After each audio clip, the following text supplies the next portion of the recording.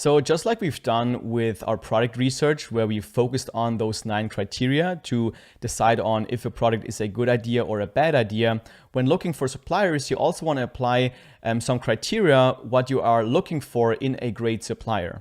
So the first one would be product quality. This is the most important one. So the manufacturer, the supplier has to be able to deliver you a high quality product.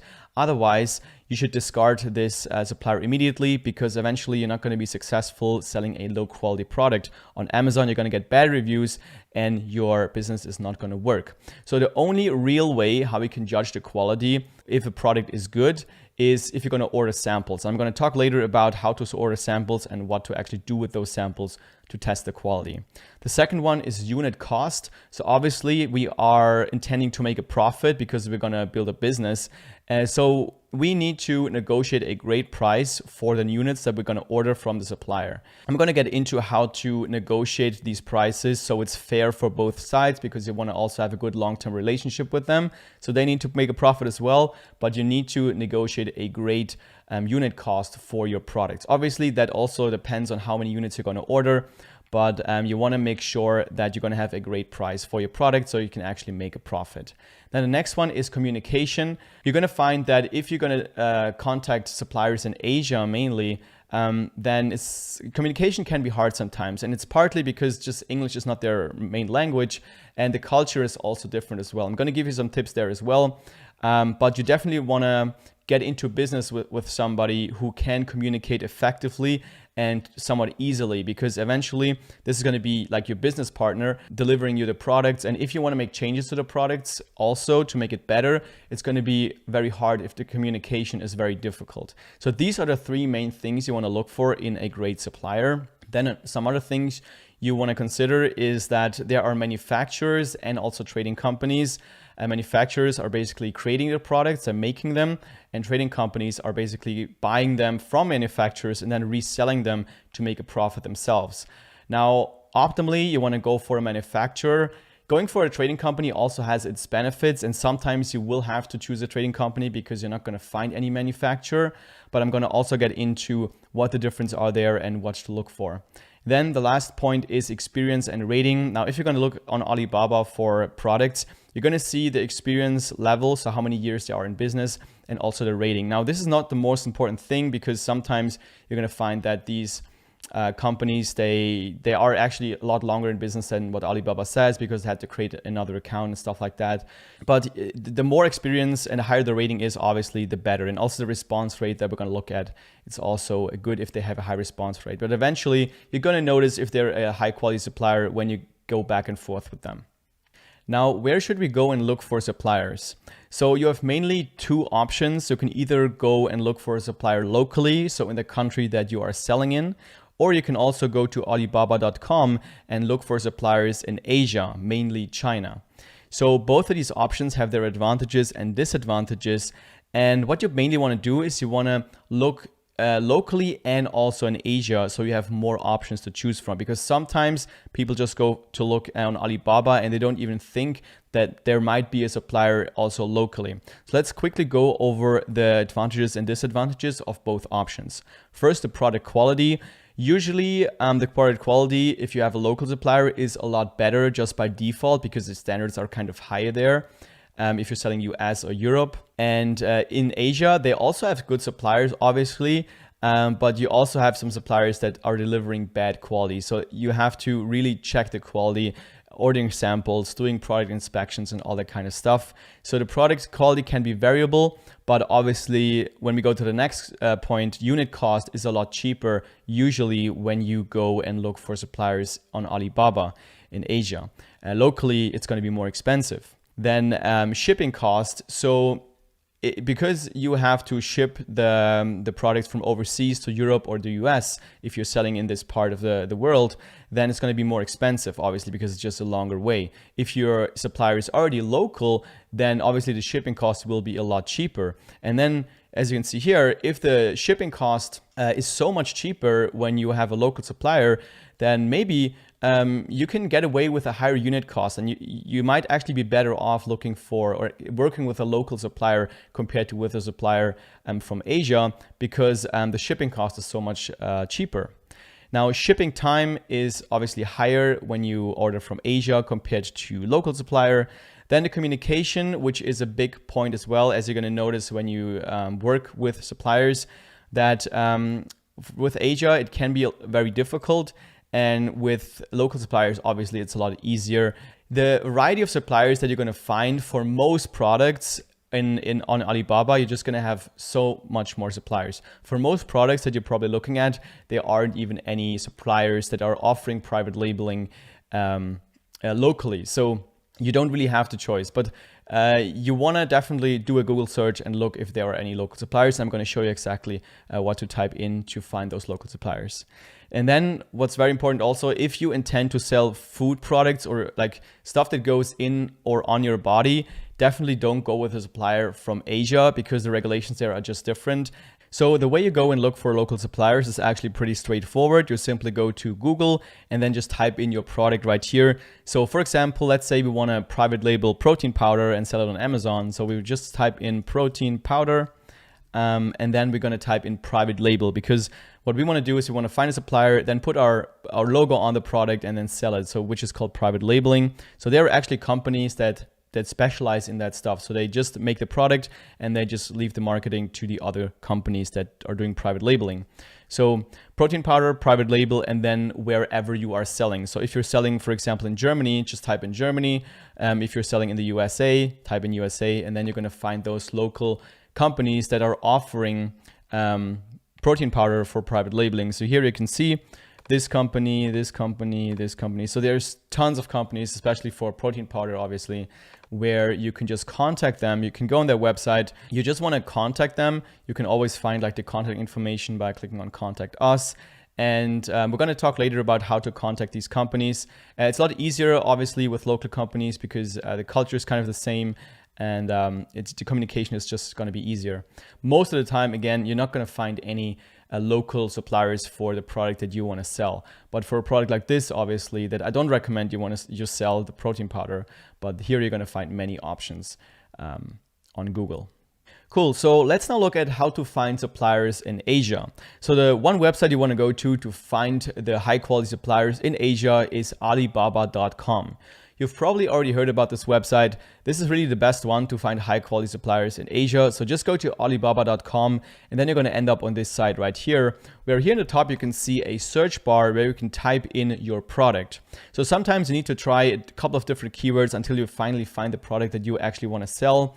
So I'm just going to try survival settlers ranch, because I think this is what it's called, and look if our product comes up. And it looks like, yes, this is our product. But before we go and look at any of these suppliers that we can see right here, the first thing you want to do is tick this box where it says trade assurance right here, and also verified supplier. Now, trade assurance is something that will protect you as the buyer when you order your inventory. If something happens to your order, or the shipment is like far too late, then the trade assurance will basically protect you and you'll get a refund if you actually pay through Alibaba using trade assurance. And you only want to work with suppliers that have trade assurance because otherwise there's no reason to take the risk if they don't have trade assurance. And then you also want to go with verified suppliers. These are just the suppliers that are already vetted by Alibaba. So make sure those are ticked, and then you can actually go and look at the suppliers. So what we want to do here is just look at each of the suppliers, and we don't want to like get in detail just right now. We just want to like look at them and see if this is the product that we intend to sell. And then you just want to open them in a new tab. So we basically create a list of suppliers that might be a good fit for you. So this one looks like it might be a like kind of bad quality, the case it looks like, but still let's look at it later on. Then we have this one right here. Also looks like this is our product. So we're going to just open this in a new tab. Then I'm going to go further down. Looks like they have a similar product as well, but they don't really have a case. So if there are a limited amount of suppliers, you could also look at this one right here, but I'm just going to go on because I see there are many suppliers that actually have the exact same product that I'm looking for. So this one looks actually quite high quality. So I'm going to open this up in a new tab as well. And I'm just going to go down and do this for a couple of more suppliers. Now, another thing I want to mention here is that the search algorithm of Alibaba is actually quite bad. So it's not like Google or Amazon where you're going to type in your product or your keyword and then the best results will just show up at the top. Sometimes the best supplier is actually found on like page 4, 5, 6, 7. So you really have to spend the time and just go manually through all the possible suppliers because you don't want to like miss one that might have been the perfect supplier for you. So you have to be patient, spend some time on Alibaba and just look at all suppliers. Make a list of them, save the links, and then once you have done that, you're going to look at them individually. So now I've opened up a couple of suppliers that I think might be a good fit so we can look at them a bit closer. So the first thing that I noticed here with this one is that this is actually a trading company, which you can see right here. So let's quickly get into the difference between a manufacturing company and a trading company. So like I've previously mentioned, a manufacturer is the actual factory that is producing the products from scratch. And a trading company is just like a middleman buying from a manufacturer, like a bulk order, and then they're going to resell that product for a profit. It's kind of very similar what we are doing. We're just going to sell the product on Amazon with branding. What they do is they just buy the product from the manufacturer and then they list it as well on Alibaba and they try to resell it for a profit. So what are the advantages, disadvantages, and differences between those two types of companies? So the price is usually a bit cheaper when you go for a manufacturer because you're just buying straight from the source. And a trading company, they need to make a profit as well. So they're going to have a margin on the product. They're going to buy cheaper from the manufacturer. So obviously it's going to be better to go for a manufacturer directly if you're going to look at the price. And the minimum order quantity sometimes or mostly is a lot higher when you go directly with the manufacturer. When you go with a trading company, you can get away with a lot lower minimum order quantities because they just reselling basically. And the communication, this is actually a reason why you would want to go with the trading company because they usually have somebody who speaks English a lot better than with these manufacturer companies. So generally the communication is going to be easier if you're going to go with the trading company. And then product changes. So because we eventually want to make some improvements to our product and maybe want to invent an entire new product with our manufacturer, it's going to be obviously better if you're going to be straight with the manufacturer compared to a trading company, because you don't want to tell the trading company to tell their manufacturer to do something. You want to have this straight line of communication. This is why if you can, you want to go with a manufacturer if possible. Sometimes you're going to notice you're not going to find a manufacturer directly for your product because they are just at some place in Asia and they're not listed on Alibaba. So then you're going to have to go with a trading company, in which case you should do it if it's a good product and a good supplier. Otherwise, you might want to look at another product. Now, what are some of the other things we want to look at here with our suppliers? So you want to check out the photos of the product that they're offering here. Sometimes the photos can be a bit deceptive, so you definitely want to order samples to really check if this is the correct product. And what you can also do if you're not sure is you can contact the supplier and ask them to send you some real photos of the actual product with their phone camera. Or you can also ask them for an actual video and tell them where they should focus the camera on if you want to look at specific details. So if you're not sure if this is your actual product or you want to check out the general quality of it, you can ask for a video as well. And then in maybe a couple of minutes, you're going to have a lot more information. However, that doesn't replace the need for you to actually order a sample. And we're going to get into that a bit later. Then obviously you'll also check out the price, but eventually you're going to ask them for the prices of the minimum order quantities that you are you're going to contact the supplier, and then you're going to be a lot more specific with the price. So another thing you can look at is the years of experience. So right here you can see there are 14 years of experience, which is really good. Sometimes you can see it's only 1 year or 2 years. Generally, the higher the better, But I wouldn't like rule out any supplier just because it says they have a low amount of experience here. Just because some suppliers or some manufacturers, they have been in business for years, but for some reason they had to create a new account here on Alibaba. We can also check out some more information here. So for example, we can see the lead time. So this is the time they take to manufacture the products. And this is going to be important for you later on when you are managing your inventory. And then you can also have the customization. So you can see customized packaging and customized logo, which is very important for private labeling. They have a minimum order quantity of 100. But eventually all this information that you can see here, it's not really that important because you're going to ask that stuff anyway when you are contacting the supplier. So you don't need to spend too much time like going in detail here with all this information. You just want to make sure that this might be a viable option and it doesn't cost you anything to contact the supplier. And after you get your first answer, you already know a lot more and a lot more detailed information than you can get from here. And sometimes the things that are listed here is also wrong. So you definitely want to contact the supplier. And eventually you're going to get a pro forma invoice anyway before you're going to move on and actually choose your supplier. And what you can also do is actually check out their company itself by going to this right here. So they're called Danyang Tongyu Tools Co. So it looks like they're specializing in tools, as you can see here. And maybe you're also going to find some other products they have. So you can go to products right here and let's drill bits for wood. That's probably where our product is in. So let's see. It looks like they're specializing in the kind of product that we actually want to sell.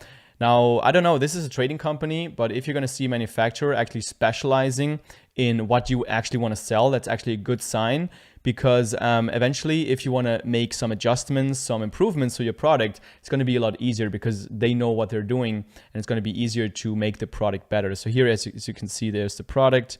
So then the next step would simply be to contact the supplier, and we actually have a contact supplier button right here where you can click on and contact the supplier. So here's a couple of things you want to keep in mind when contacting suppliers. So first of all, you want to not only contact 1 or 2 suppliers, you want to contact 5 at least, like 5 to 10 suppliers locally and also on Alibaba if you're going to find local suppliers for your product. Because eventually you want to have options, which is also going to help you to negotiate, and you don't want to miss a great supplier just because you didn't contact them. Contacting suppliers doesn't cost you any money and also doesn't cost you any time because you're going to send the same template to every single supplier. So make sure you contact all of them so you have a wide variety of options when choosing your supplier. The next thing is, again, like I said, you want to create a template for your first contact. So it's easy for you to just copy and paste it to all the other suppliers. That would also be a good option. What I wouldn't recommend is to just take some template that you can find online, because they have seen these templates a lot and then they're just going to think that you're just another random person trying to sell some stuff online.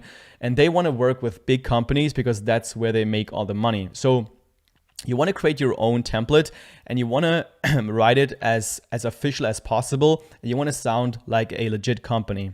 What you also should keep in mind is that English is not their main language. So you want to use as simple language as possible. Because otherwise, if you use fancy words and stuff, they're just going to ignore you and it's going to be a hard time communicating with them. Then you want to switch to a messaging app like Skype or WeChat as quickly as possible, because it makes it a lot easier for you to go back and forth, especially when you have more questions, when you're negotiating, because going through the Alibaba messaging system is very cumbersome. Then you want to number your questions, because if you're not going to number your questions, you're going to notice that they're ignoring questions that are numbered for some reason. So number your questions and then eventually negotiate. So everything on Alibaba is negotiable, the minimum order quantities, the prices of the units and stuff. So you want to negotiate as much as possible, just as long as both parties eventually benefit still from the deal. All right, so what are some of the questions that you want to ask when contacting your suppliers? So you basically want to take these questions and then create a first contact sheet, like a template that you can then send to every supplier. And again, be as professional as possible, sound like a legit big company so they actually respond to you. So the first question is, can you add a custom logo or packaging? Because if they can't do that, then it's not going to work with private labeling. Then do they have any colors and styles? So this is just so you have more options. What is the lead time? So this is again important for you to know when you need to order your second order, because the lead time is the production time from the day you place your order to the day it's ready to be shipped. So this is going to be the time they just take to manufacture the products. Then you want to also ask, what is the minimum order quantity? So what is the lowest amount of units you can order for your first order? You also want to ask what the units cost is for an order of 250, 500, 1,000, or any amount that you think is a good amount for your first inventory order. And you want to also ask what is the lead time for each of these order numbers. Then you want to ask if they can provide a sample via air shipping, because if you're going to do sea shipping for your sample, it's just going to take too long for you to make a decision eventually. So I would recommend air shipping for your sample. Then what are the estimated shipping costs? So some suppliers, they're able to give you a shipping cost because they have their own freight forwarders. And other suppliers, you're going to have to organize your own freight forwarder. And I'm going to show you later how to estimate the cost when you're going to use your own freight forwarder and how to find them. But for now, just ask them what the cost would be. If we're going to estimate the shipping cost ourselves using our own freight forwarder, we're going to need the dimensions as well of the products. So you want to ask the weight, the dimensions, and how many pieces come in a box so you can estimate the shipping cost. So those are the main questions you want to ask. You can add some more questions if there's some specific topics for your product, but these are the ones that you should ask so you can have all the information you need to make an informed decision later on when you're going to decide on which supplier to go for. And now let's talk about one of the most important steps when it comes to choosing a supplier, which is getting and testing samples. So what you want to do for the suppliers that you have talked to that you think this might actually be a good fit, you want to order samples. So maybe that's like, I don't know, 3 to 5 suppliers. And then you want to tell them they should ship a sample to your house where you live. Now, again, I would recommend to use air shipping for that. I would recommend to use DHL Express so you get the product as fast as possible. Obviously, there's costs involved. And if you have a limited budget, you can also look into other shipping methods, or maybe you're going to order samples from really just the top suppliers that you think. So when you find a good one, then you don't need to order any more samples. If you don't find a good one, you can order some more. You want to pay through either Alibaba Trade Assurance or through PayPal Goods and Services. This is just so you are protected. And then you want to test those samples as you were the customer. So for example, this drill survival product that we're looking at here in this video, I would want to take that and actually go out and use it like in the actual use case. So I would take it, I would hammer on a tree or something like that, and just like really use it for a couple of hours and just try to bring the product in all the situations where actually something could go wrong, so that you can prevent choosing a product that will have a lot of issues eventually. Because again, you want to avoid as many negative reviews as possible so that you can actually be successful with this product. So make sure you test your product thoroughly before choosing a supplier. So let's now talk about how to negotiate with the suppliers to get a great price so you can have a good profit margin.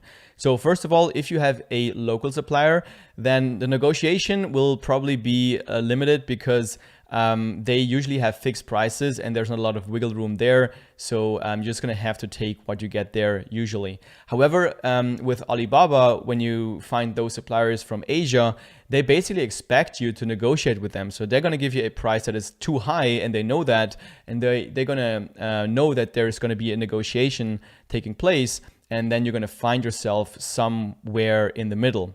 So the first thing you want to keep in mind is that you want to try and negotiate a win-win situation. Because let's say you get a very low price and they don't make any profit, then they're just going to end up providing you with a bad quality product, because otherwise they wouldn't be able to make a profit. So you want to make sure that both parties benefit from this deal. You want to tell the supplier that you're actually looking for a long-term relationship, that you want both parties to benefit, and they're like used to people trying to just squeeze them out of any profit. So they're just going to be very open to negotiating with you if you tell them that you want them to profit as well from this deal. Then what you also want to keep in mind is that you want to contact multiple suppliers, as I've said before, because that gives you options. That gives you a good idea of what a fair price would be. Then you can also ask other suppliers to match the price that you've gotten from another supplier. So then you can tell them, look, I have options. I can go to this supplier. I can go to this supplier. Obviously, that's just one factor, like the price, which supplier you're going to choose. But if you have a product that the quality isn't so good, but the price is good, you can ask the supplier with the good quality product to match the price of the other one. So you want to have options. That's the main point here. Then long-term relationship. Again, like I said, you reiterate to them that you're looking for a long-term relationship because that's where they are making all their money. And then like negotiation is, they're going to give you the first offer. Then it's very good for you if you know the floor price. So if you know the price where they're basically breaking even, then you pretty much know how far you can go with your negotiation. And one way you can find out the floor price is by going to a website called 1688. So this website is basically a Chinese version of Alibaba. And you're going to navigate through this website by just using Google Translate. And then you're going to find your products for the Chinese market, basically. And the prices usually are a lot cheaper. So here you can basically see for what price the suppliers are offering their products for domestic customers, which is usually cheaper. So there you get a better idea of what the floor price is for your supplier.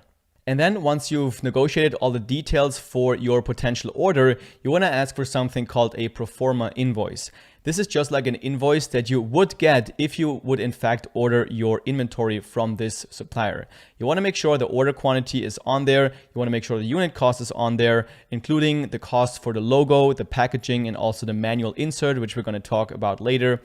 And also the shipping cost if it is available. So once you have the pro forma invoices of all these suppliers that you've talked to, you have all the details that you need to make your informed decision.